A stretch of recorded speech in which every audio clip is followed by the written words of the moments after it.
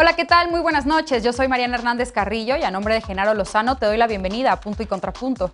Esta mañana el presidente López Obrador ofreció un mensaje con motivo de su tercer informe de gobierno. El presidente llega a esta fecha con 30 cambios en su gabinete, incluido un nuevo titular de Gobernación responsable de política interna. El presidente dijo que está satisfecho con lo hecho hasta ahora y que pese a los estragos de la pandemia, la economía va en recuperación. Aunque no ha podido salir la ley que regula la consulta de revocación de mandato, programada para marzo de 2022, el mandatario federal reiteró que si hoy terminara su presidencia, se iría tranquilo. Dijo, y aquí cito, es mucho lo realizado y sería muy difícil dar marcha atrás a decisiones o acciones que se han tomado en bien del pueblo y de la nación. Hoy, las y los panelistas harán un balance de la administración encabezada por Andrés Manuel López Obrador. ¿Cómo vieron el mensaje del presidente? ¿Cuáles son las prioridades para la segunda mitad del sexenio? ¿Qué puntos y contrapuntos ven a lo informado hace unas horas? No te vayas, que ya empieza la mesa de Punto y Contrapunto.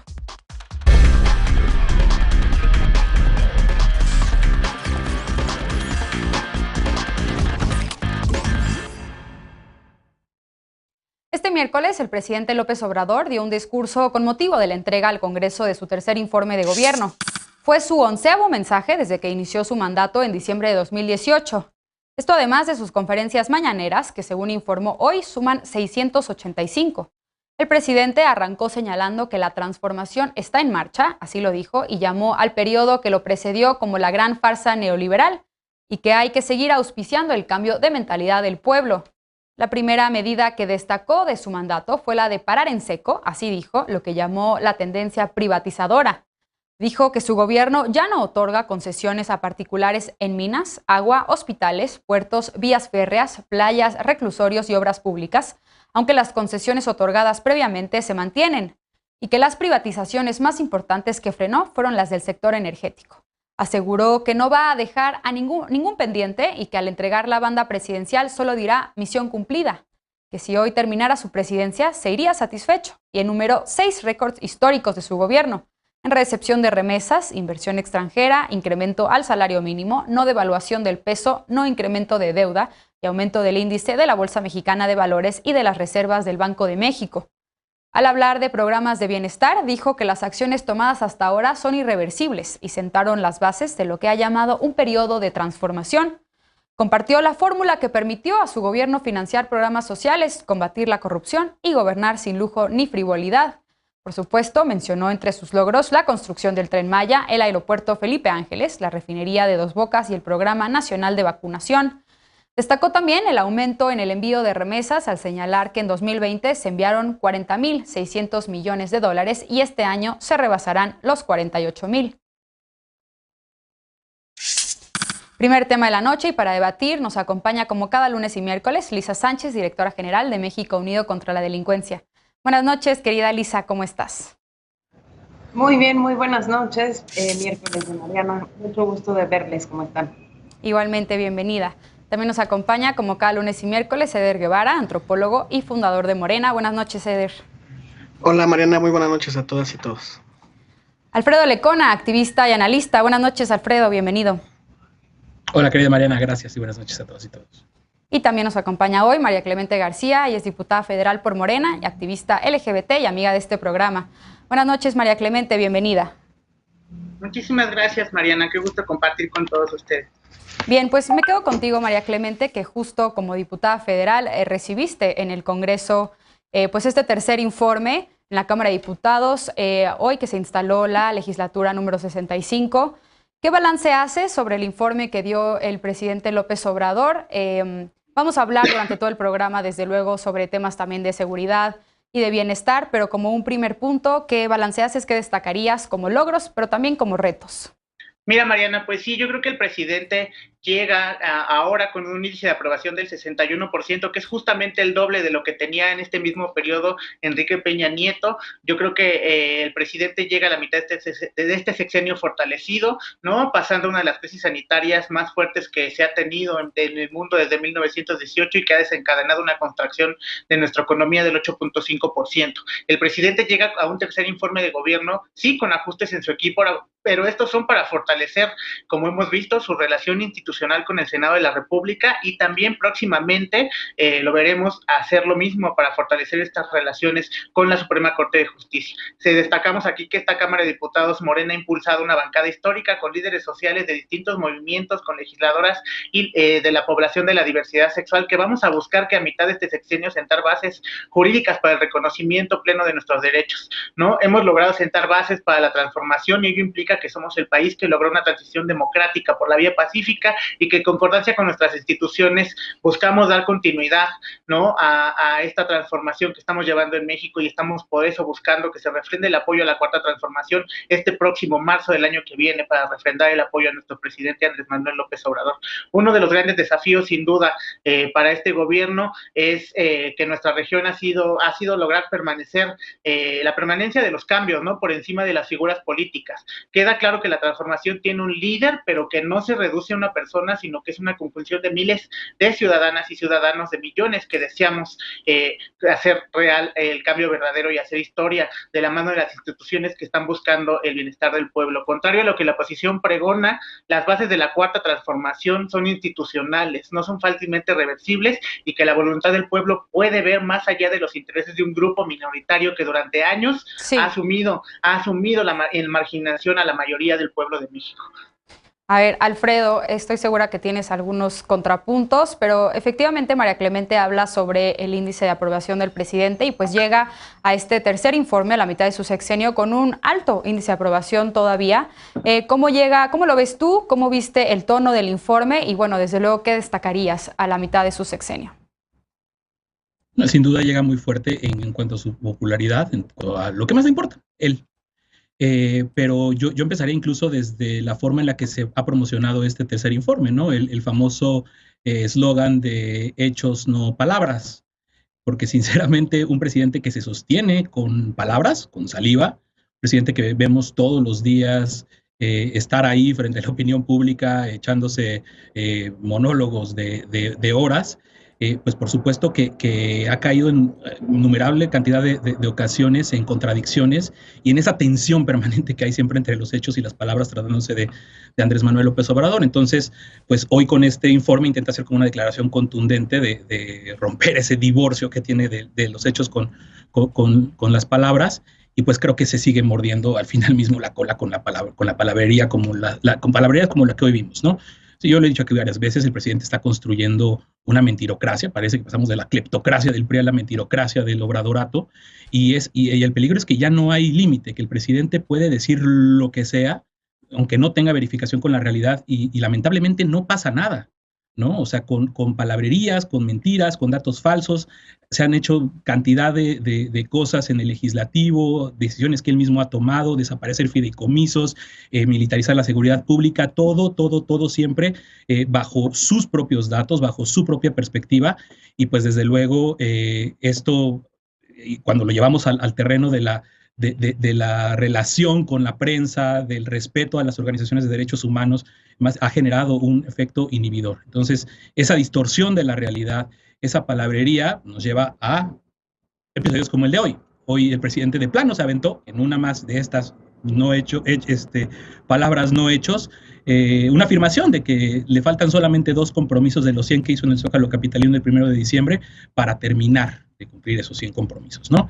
La descentralización de la Administración Pública Federal y el esclarecimiento del caso Ayotzinapa, si no mal recuerdo. Sí, así es. Yo nada más a bola de pájaro encontré 15 que no me va a dar tiempo, por supuesto, de leer acá, pero va desde la relación con los pueblos indígenas, ya lo hemos hablado acá últimamente, estancias infantiles, el derecho a la salud con medicamentos gratuitos para todas las personas, que no habrá influyentismo, amiguismo, nepotismo, un Estado de Derecho, fiscalía autónoma, que ya se iba a acabar la guerra, se iba a respetar la libertad de expresión, en fin, 15 por lo menos, a vuelo de pájaro, compromisos que él da por hechos, lo cual creo que es grave. Es justo lo que nos dice la ruptura de la realidad con el discurso del presidente, que es lo que lo sostiene.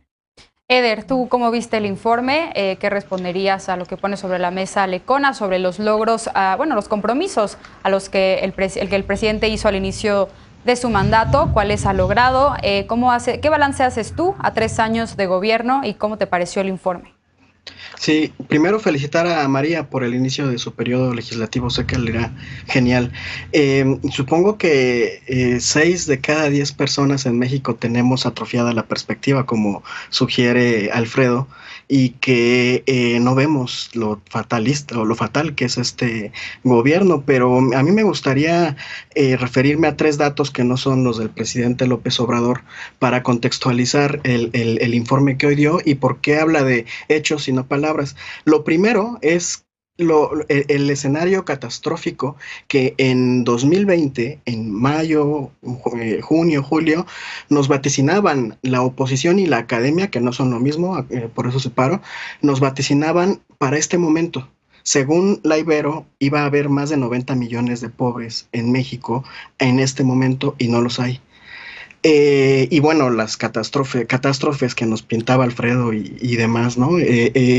Otro tema que me parece, otro dato duro que me parece muy interesante. De acuerdo con Coneval, los estados de la República en donde no ha aumentado la pobreza son los del sureste. No solamente no ha aumentado, ha disminuido la pobreza en los estados del sureste mexicano, menos en los que dependen totalmente del turismo como Quintana Roo o como la Ciudad de México, turismo y servicios.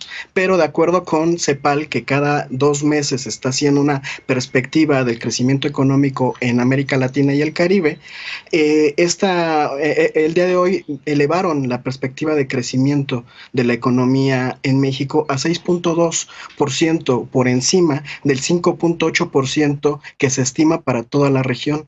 Entonces, los estados en donde incrementó la pobreza, que son donde se bajó el tema del turismo y de los servicios por la pandemia, con la recuperación económica, serán los primeros que se recuperen en este contexto. Y el otro dato que me parece muy interesante, de acuerdo a Demotecnia de las Heras,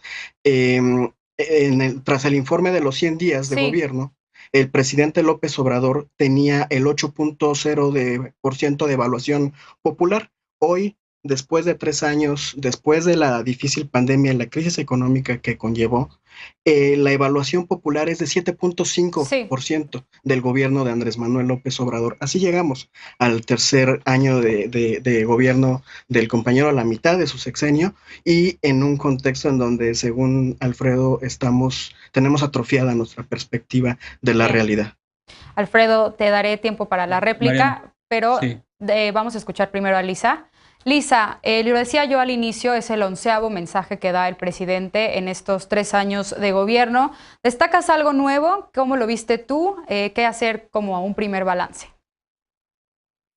A ver, yo me quiero salir un poquito de la lógica de los informes del presidente y lo único que voy a decir al respecto es que lo que me gustó muchísimo para el bien de la discusión, del debate público y de la formación pues de las opiniones individuales de todas las personas que vivimos en este país, hubo muchos ejercicios de revisión de los datos ofrecidos por el presidente, no solo en el mensaje de hoy, sino también en las cápsulas que anunciaban el mensaje de hoy en los días anteriores, algo que me pareció maravilloso y estaban ahí entre medios digamos, medios de comunicación independientes, algunas organizaciones, algunas personas que simple y sencillamente tienen un interés en alguna cosa y que cada vez hay más jóvenes dateros que hacen mucha interpretación de los datos abiertos disponibles. El ejercicio como tal de lo que yo pude ver, sobre todo en redes sociales, me pareció muy valioso, me gustó muchísimo y creo que se pudo aprender mucho de varios temas a través de ellos, ¿no? Uno de los que yo recomendaría ver es el que hace